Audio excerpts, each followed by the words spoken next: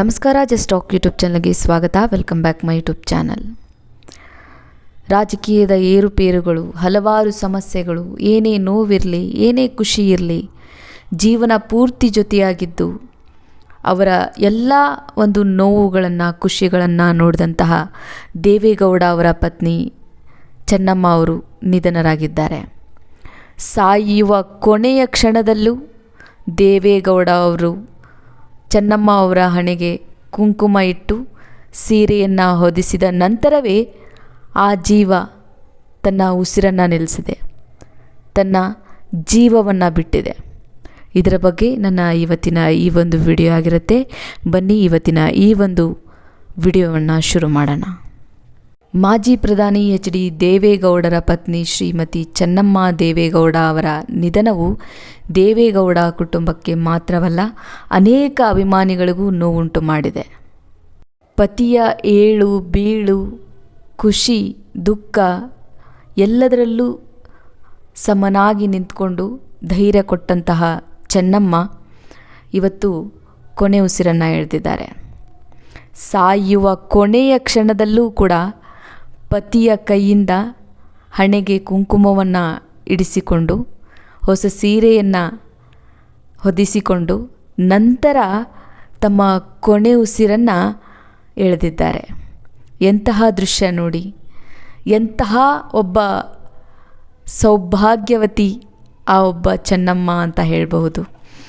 ಅದ್ಭುತವಾದಂತಹ ಜೀವನವನ್ನು ನಡೆಸಿ ದಶಕಗಳ ಕಾಲ ತಮ್ಮ ಪತಿಯ ಶಕ್ತಿಯಾಗಿ ನಿಂತು ಇವತ್ತು ದೇವೇಗೌಡರನ್ನು ಬಿಟ್ಟು ಅಗಲಿದ್ದಾರೆ. ಬಿಟ್ಟು ಹೋಗುವ ಕೊನೆಯ ಕ್ಷಣದಲ್ಲೂ ಪತಿಯ ಕೈಯಿಂದ ಕುಂಕುಮವನ್ನು ಇಟ್ಕೊಂಡು ಸೀರೆಯನ್ನು ಹೊದಿಸಿಕೊಂಡೇ ಜೀವವನ್ನು ಬಿಟ್ಟಿದ್ದಾರೆ. ದಶಕಗಳ ಕಾಲ ಸುಖ ದುಃಖದಲ್ಲಿ ಜೊತೆಯಾಗಿ ಬದುಕಿದ ಸಂಗಾತಿಗೆ ಅಂತಿಮ ವಿದಾಯ ಹೇಳುವ ಆ ಕ್ಷಣ ಎಚ್.ಡಿ. ದೇವೇಗೌಡರ ಜೀವನದ ಅತ್ಯಂತ ನೋವಿನ ಕ್ಷಣದಲ್ಲಿ ಒಂದಾಗಿತ್ತು. ಇದೇ ವೇಳೆ ಮಾಜಿ ಮುಖ್ಯಮಂತ್ರಿ ಎಚ್.ಡಿ. ಕುಮಾರಸ್ವಾಮಿ ಕೂಡ ತಾಯಿಯ ಅಗಲಿಕೆಯಿಂದ ತೀವ್ರ ದುಃಖದಲ್ಲಿದ್ದರು. ಸಾರ್ವಜನಿಕವಾಗಿ ಅವರು ಭಾವುಕರಾಗುವ ದೃಶ್ಯಗಳು ಹಲವರ ಮನಸ್ಸನ್ನು ಮಿಡಿಯುವಂತೆ ಮಾಡಿದೆ. ದೇವೇಗೌಡರ ರಾಜಕೀಯ ಜೀವನದಲ್ಲಿ ಅನೇಕ ಏರುಪೇರುಗಳಿದ್ದರೂ ಕುಟುಂಬವೇ ತಮ್ಮ ದೊಡ್ಡ ಶಕ್ತಿ ಎಂದು ಅವರು ಹಲವು ಬಾರಿ ಹೇಳಿದರು.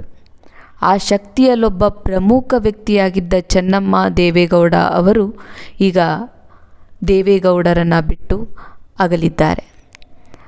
ಅವರ ಅಗಲಿಕೆ ಕುಟುಂಬಕ್ಕೆ ತುಂಬಲಾರದ ನಷ್ಟವಾಗಿದೆ. ಇಂತಹ ಘಟನೆಗಳು ಅಧಿಕಾರ, ಸಂಪತ್ತು, ಖ್ಯಾತಿ ಎಲ್ಲವೂ ಶಾಶ್ವತವಲ್ಲ ಎಂಬ ಸತ್ಯವನ್ನು ನೆನಪಿಸುತ್ತವೆ. ಕೊನೆಗೆ ಉಳಿಯುವುದು ನಮ್ಮ ಸಂಬಂಧಗಳು, ನಮ್ಮ ನೆನಪುಗಳು ಮತ್ತು ನಾವು ಒಬ್ಬರಿಗೊಬ್ಬರು ನೀಡಿದ ಪ್ರೀತಿ ಮಾತ್ರ ಎಂಬುದು ಈ ಸಂದೇಶ ಎಲ್ಲರಲ್ಲೂ ಒಂದು ಅರಿವನ್ನು ಮೂಡಿಸುತ್ತೆ. ಒಟ್ಟಾಗಿ ಒಂದು ಜೀವನವನ್ನು ಕಟ್ಟಿಕೊಂಡ ಇಬ್ಬರಲ್ಲಿ ಒಬ್ಬರು ಅಗಲಿದಾಗ ಉಳಿದವರ ಹೃದಯದಲ್ಲಿ ಉಂಟಾಗುವ ಖಾಲಿತನವನ್ನು ಯಾವುದೇ ಮಾತು ತುಂಬಲಾರದು. ಚೆನ್ನಮ್ಮ ದೇವೇಗೌಡ ಅವರ ಆತ್ಮಕ್ಕೆ ಶಾಂತಿ ಸಿಗಲಿ. ದೇವೇಗೌಡರು ಹಾಗೂ ಅವರ ಕುಟುಂಬಕ್ಕೆ ಈ ದುಃಖವನ್ನು ಭರಿಸುವ ಶಕ್ತಿ ಆ ದೇವರು ಕರುಣಿಸಲಿ. ಒಂದು ವಿಷಯ ಮಾತ್ರ ನಿಜ, ತಾಯಿಯನ್ನು ಕಳೆದುಕೊಂಡ ಮಗನ ನೋವು ಮತ್ತು ಜೀವನ ಸಂಗಾತಿಯನ್ನು ಕಳೆದುಕೊಂಡ ಪತಿಯ ದುಃಖವನ್ನು ಮಾತಿನಲ್ಲಿ ವಿವರಿಸಲು ಸಾಧ್ಯವಿಲ್ಲ.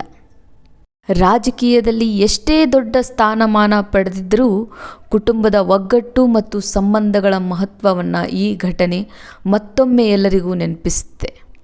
ಶ್ರೀಮತಿ ಚೆನ್ನಮ್ಮ ದೇವೇಗೌಡ ಅವರ ಆತ್ಮಕ್ಕೆ ಚಿರಶಾಂತಿ ಸಿಗಲಿ ಎಂದು ಪ್ರಾರ್ಥಿಸೋಣ. ಅವರ ಕುಟುಂಬಕ್ಕೆ ಈ ಒಂದು ದುಃಖವನ್ನು ಭರಿಸುವ ಶಕ್ತಿ ದೇವರು ಕರುಣಿಸಲಿ. ಇಂತಹ ವಿಶ್ವಾಸಾರ್ಹ ಸುದ್ದಿ ಮತ್ತು ಮಾಹಿತಿಗಳಾಗಿ ನನ್ನ ಚಾನಲ್ನ ಸಬ್ಸ್ಕ್ರೈಬ್ ಮಾಡಿಕೊಳ್ಳಿ ಮತ್ತು ಎಲ್ಲರೂ ಕೂಡ ಆ ದೇವರಲ್ಲಿ ಪ್ರಾರ್ಥಿಸಿ ಶ್ರೀಮತಿ ಚೆನ್ನಮ್ಮ ದೇವೇಗೌಡ ಅವರ ಆತ್ಮಕ್ಕೆ ಶಾಂತಿ ಸಿಗಲಿ ಅಂತ ಕಮೆಂಟ್ ಹಾಕಿ ಅಂತ ಹೇಳ್ತಾ ಇವತ್ತಿನ ಈ ಒಂದು ಸಂತಾಪದ ಸಂದೇಶವನ್ನು ಮುಗಿಸ್ತಾ ಇದ್ದೀನಿ. ಎಲ್ಲರೂ ಕೂಡ ಈ ಒಂದು ಸಂತಾಪಕ್ಕೆ ಕಮೆಂಟ್ ಮೂಲಕ ಸಂದೇಶ ಹಂಚಿಕೊಳ್ಳಿ. ಧನ್ಯವಾದಗಳು. ಇವತ್ತಿನ ಈ ಒಂದು ವಿಡಿಯೋನ ಮುಗಿಸಿ ಮತ್ತೊಂದು ವಿಡಿಯೋದಲ್ಲಿ ಸಿಗ್ತೀನಿ. ಅಲ್ಲಿವರೆಗೂ ನನ್ನ ಒಂದು ಚಾನಲ್ನ ಸಪೋರ್ಟ್ ಮಾಡಿ ಯಾರೆಲ್ಲ ಸಬ್ಸ್ಕ್ರೈಬ್ ಮಾಡಿಲ್ಲ ಸಬ್ಸ್ಕ್ರೈಬ್ ಮಾಡ್ಕೊಳ್ಳಿ. Once again thank you for the watching this video.